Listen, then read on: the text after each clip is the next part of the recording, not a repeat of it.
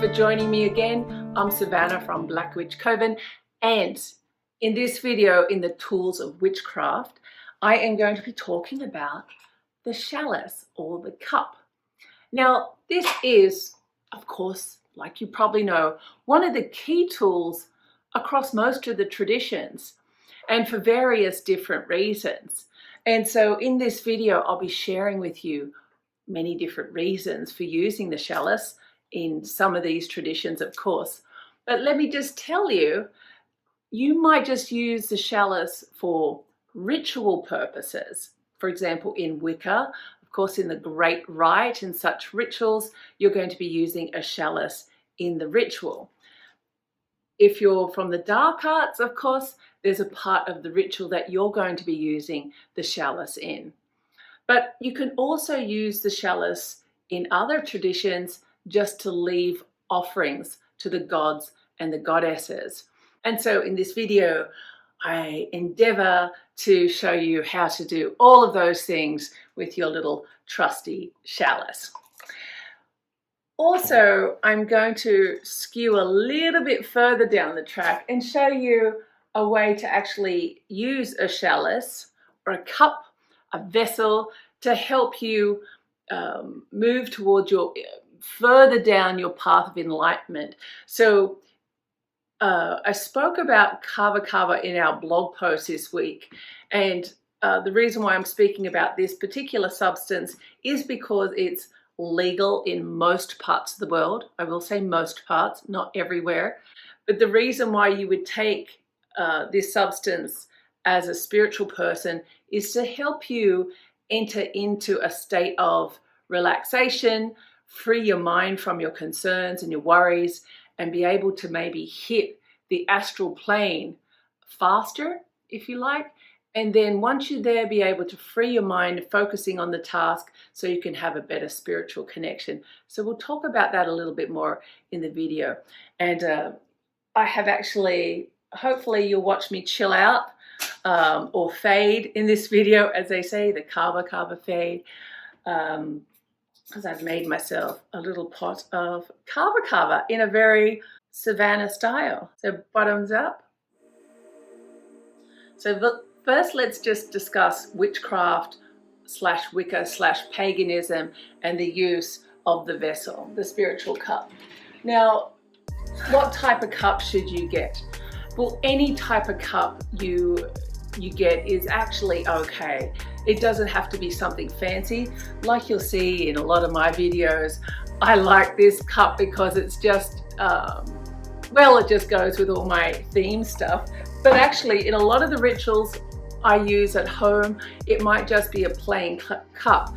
You can see the inside of the cup is quite stained. That's because I'm normally offering red wine, which is going to sit in this vessel for a period of time, or blood.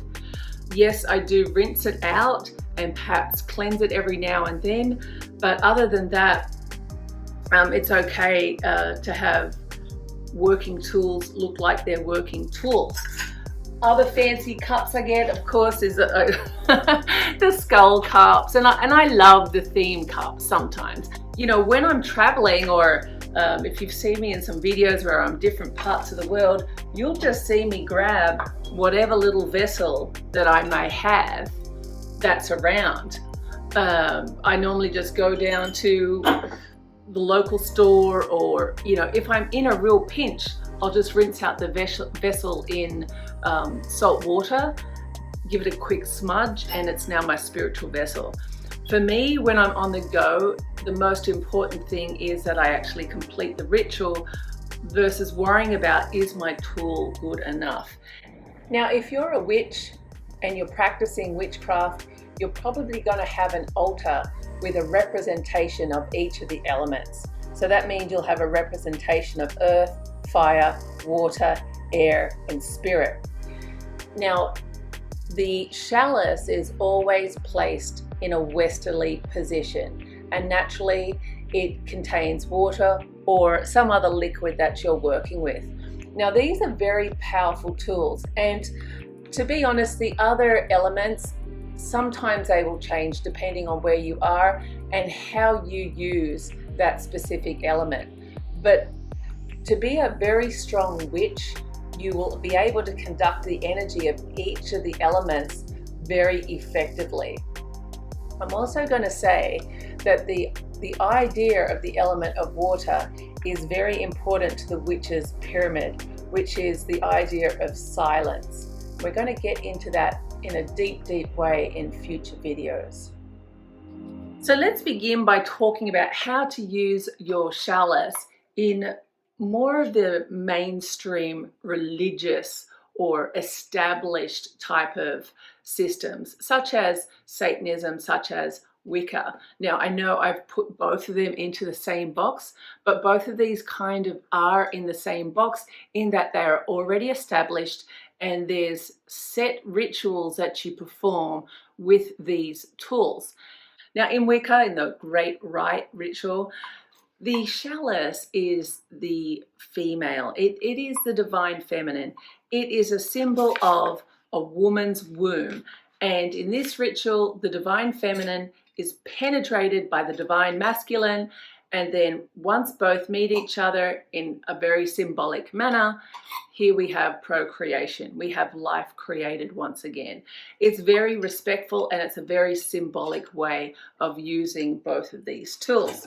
And that is only done in Wiccan and some pagan style rituals. In satanic ritual, in the book of Leviathan, you're using a chalice after the invocation to Satan. And my interpretation of this is basically you're greeting them with a drink. Now, in satanic rituals, you'll always pour wine. Well, I suppose that's the standard, but you can do whatever you want. But you pour wine. Mine's always going to be red wine.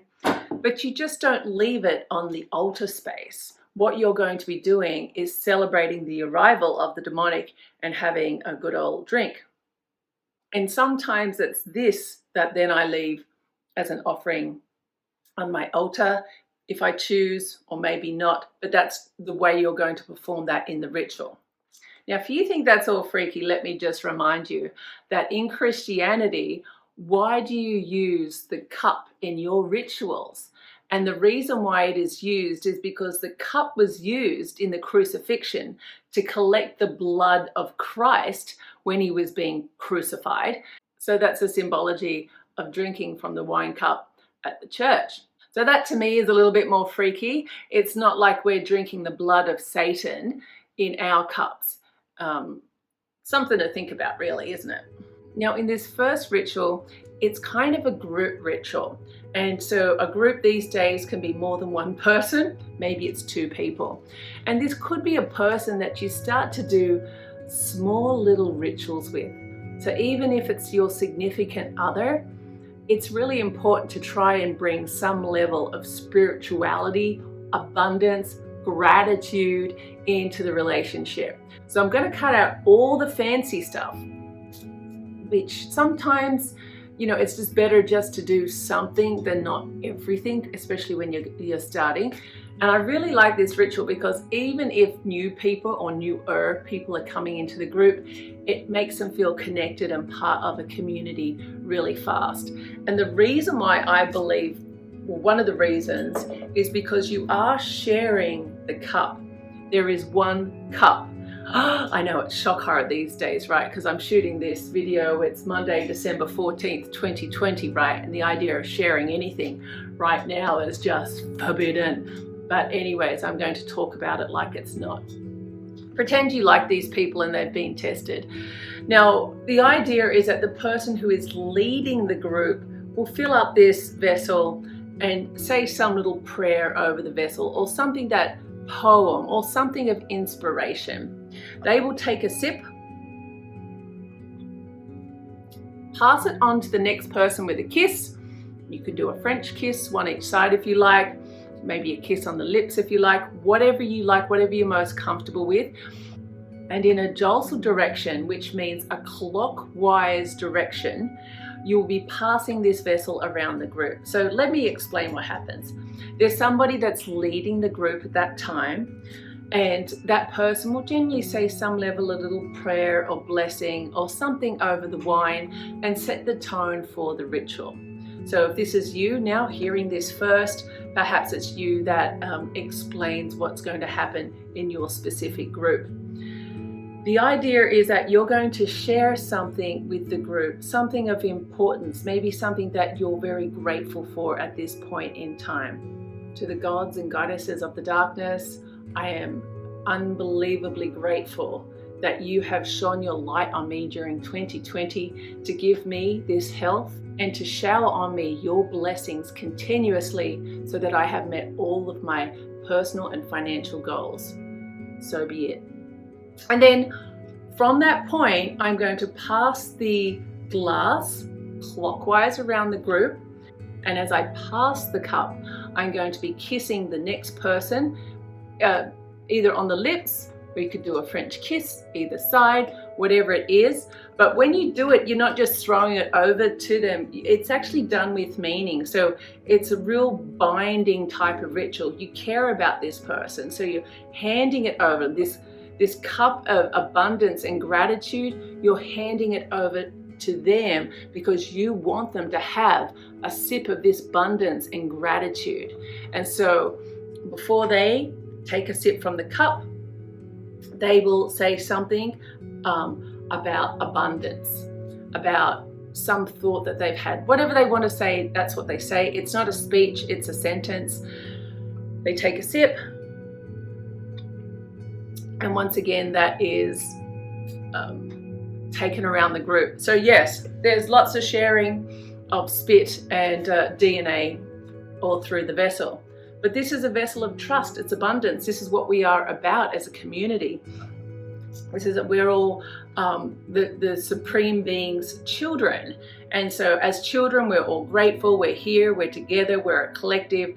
Our united energies are then being uplifted and pushed over to the other side, from the mundane over to the spiritual side. So it's a very powerful ritual, even in its most simplistic state.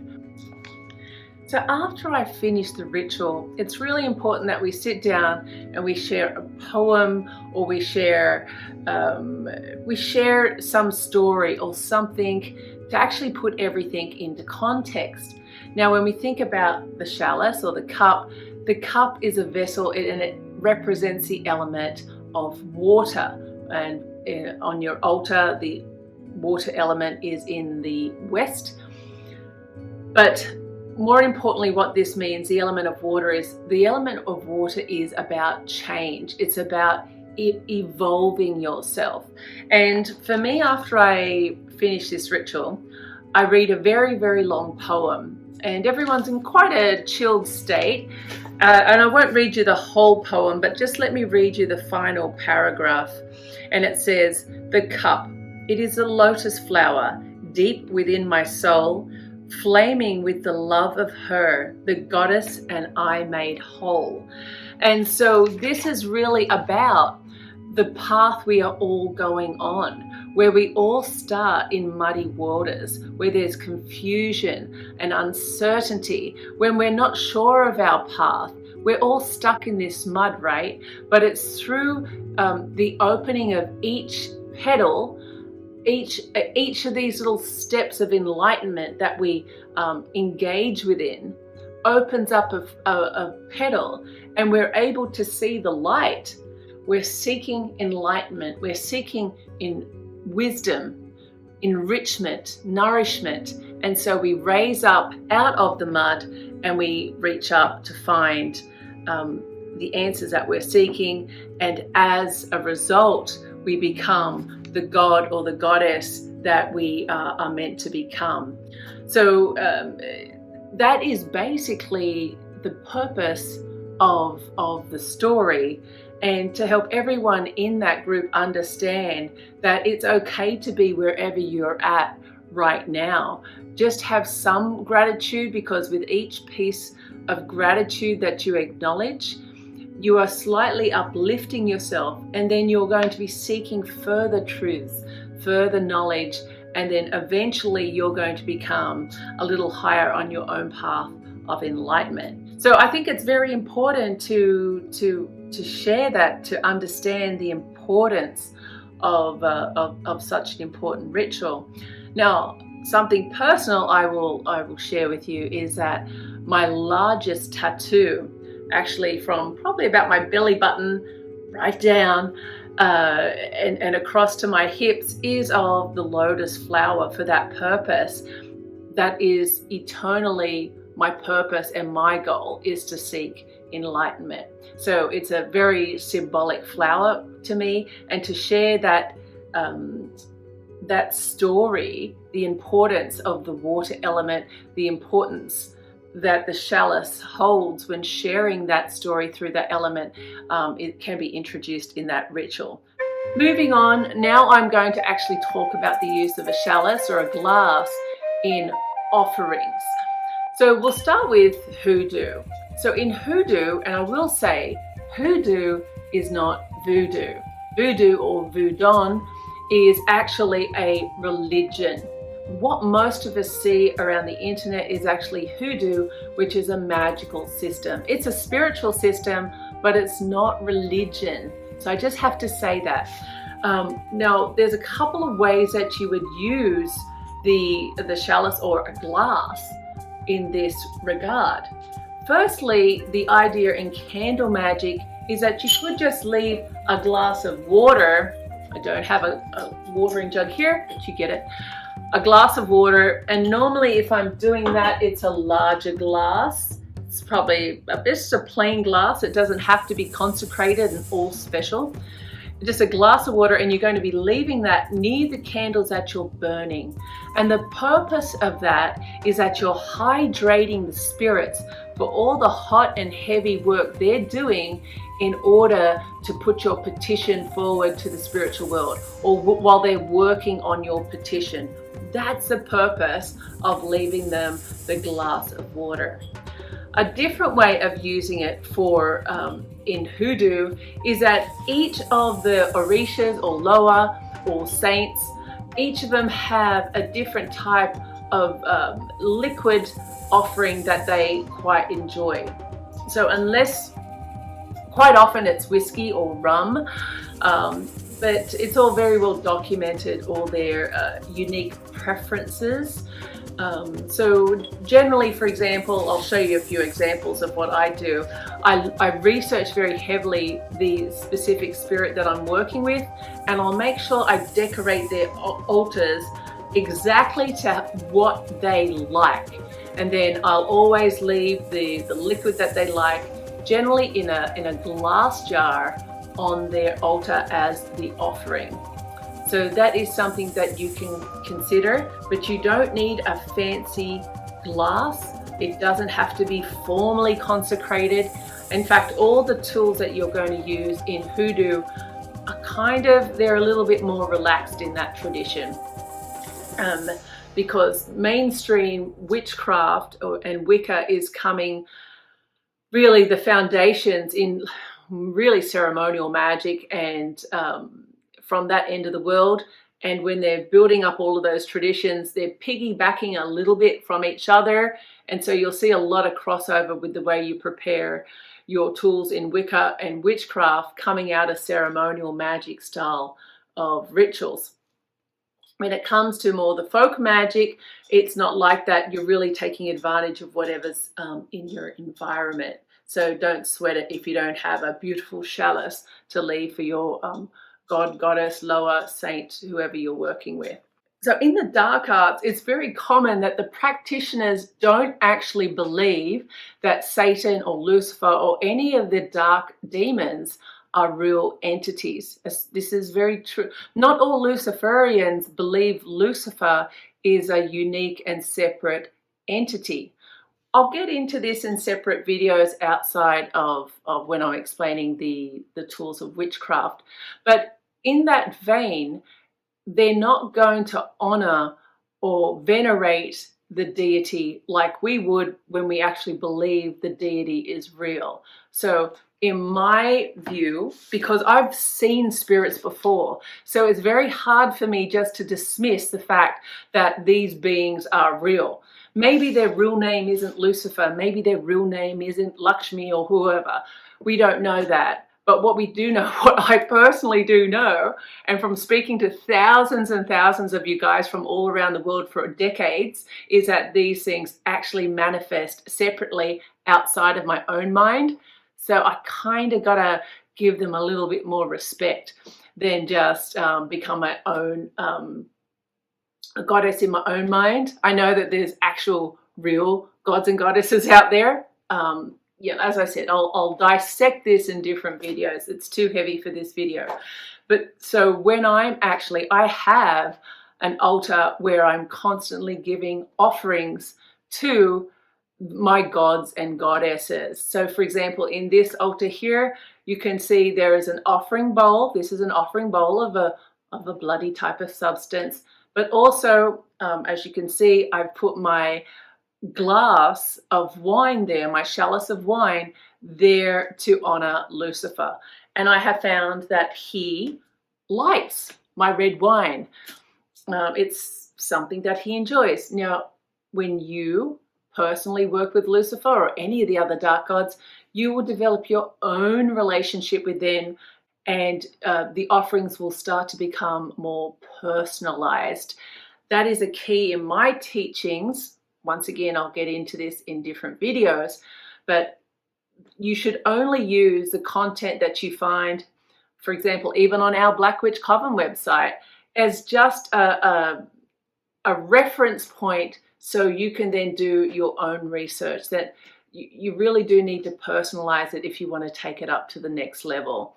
And then it's truly a relationship. You know, when you're doing these offerings, when you're leaving your chalice up there, maybe he wants whiskey, maybe he wants scotch. No use fighting about what he really wants on these forums. People tell me about the in-depth arguments people get into fighting about this.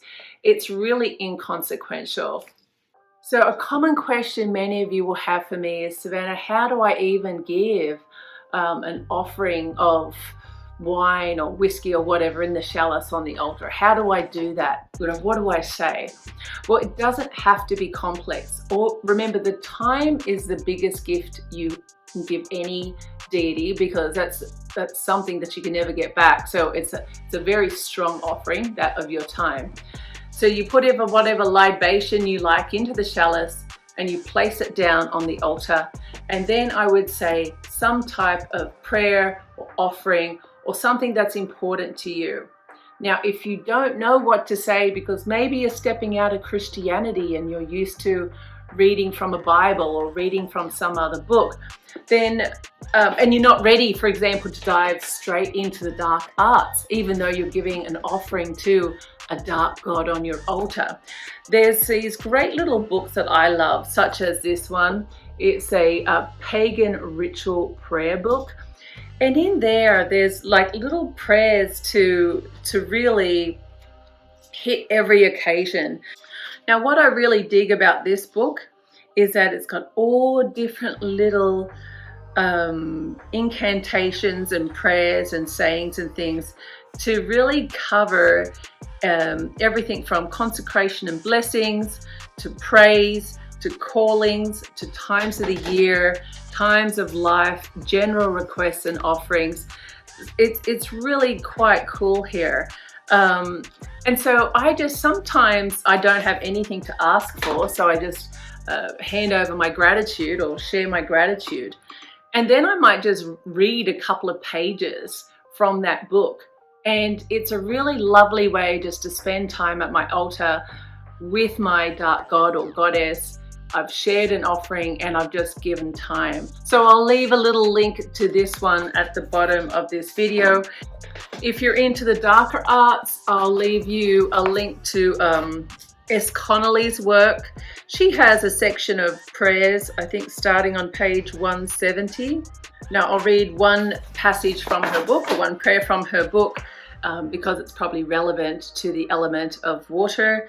And she has a little prayer, devotional prayer to Leviathan. We are cleansed in the waves of the ocean, our Lord Leviathan, for you give us the powers of intuition and emotion that guide our spiritual path. In your wisdom, as the serpent implies, you bring us faith and devotion and love. Your grace is everlasting and true, and we are truly blessed. Hail our Lord Leviathan, Lord of water. So I'll leave a link to this book as well down below. So there's so many ideas. Just don't overthink it. Just get in there and do it. Now, another popular use for the cup is for drinking beverages to take you over from this state into the next state. So when you think about what type of beverages do that, we're thinking about ritual teas, we're thinking about things like kava. Now, I'll stick to those two in the discussion because both of these are legalized substances. In previous videos, I have shared some other substances that can take you over to the spiritual world, but I won't discuss it in this video, okay? So let's stick to kava kava. So kava kava is great, not really for spell casting per se, but in order to relax you mind and body and spirit, in order for you to connect better to the spiritual plane. So it's very good for astral travel work and for lucid dreaming. And I would argue that, especially when you're beginning in magic, if you can learn how to do that, astral travel or lucid dream, you're going to be very, very strong magically. Now, I did write and share a blog this week on Black Witch Coven about my experience with kava kava, and it was really not a spiritual experience at that time. It was just understanding how that drug or how this root made me feel, what type of state I could be in. And since I have used this, because it doesn't affect me in a negative way, I have used this for the purposes of relaxation before lucid dreaming or before astral travel. So it's one way that I can stop my very busy mind from overthinking before performing a ritual or so forth. And I would suggest to you, if you have a very busy mind and you struggle with meditation or even sitting for 5 minutes at your altar in order to perform a ritual or a devotional, then maybe you should have some kava yourself. You don't normally create a pot of kava like this, okay? But to me, it's a cheats way of doing kava. All you have to do is basically put some of the kava mixture into the strainer. Normally the strainer would be like a cheesecloth or something like that. If you have a clean pair of socks, that's okay too. You put some of the mixture into that. You let it sit in warmish liquid, and what they do traditionally or on the island, it's in a plastic cup or container, and somebody's just squeezing it and creating this really strong, potent mixture. And then when you drink it, it's quite a bitter taste, and it can start to numb your mouth. Like right now, my mouth is quite numb, my throat is quite numb, and you just relax a little bit. So it's not a psychedelic. It's not going to trip you out, but it's going to relax you enough so you can actually enjoy what you're doing. You can enjoy the ritual. You're not thinking about being somewhere else or what else you should be doing, or you're not hard on yourself. So that's why they call it the kava kava fade, right? It just relaxes you out island style. You know what I mean? So the powder and stuff that you're going to be able to buy online here in a first world country, it's not as strong. Like even the brand I have is one of the best brands we can get here, but it's not as strong as what you're going to experience when you're sitting on the island and you've got the real root that's just been smashed up, and that's what you're drinking. But it is still strong. I can still taste it. It's probably not a great idea that I have too much kava while I try and do a video. So an idea with using kava kava as a ritual is that you can share the cup around the group. It doesn't have to be where you kiss and share a story. But for example, when I was experimenting with kava when I was in Fiji, what literally happens is a cup, probably like half a coconut, is dipped into the liquid. I take a sip and I could just pass it to the next person, depending on how much they drink. and they literally just take it straight out of the bucket as well. Everyone's just sharing the cup around the group. And so it's very tribal and binding, and it makes you feel good as a collective that you're all having this shared experience together. So give it a try, even if you're in the lounge room with just your loved one or a good friend. Now, the other way to use a cup, of course, is very popular before you do divination, and that is to have a tea. Now, Blonde Gypsy, who is a reader through us, she will always have a cup of divination tea before she performs any type of ritual. Part of her process of getting ready before doing any divination is to have a cup of tea, and she has a process for how she does that. She has a process for what type of tea she has. She has a specific cup, and she has this whole real lovely little ritual that she does. Remember that each of the herbs that you add to the tea has some properties that are going to help you connect with the spiritual world in some way.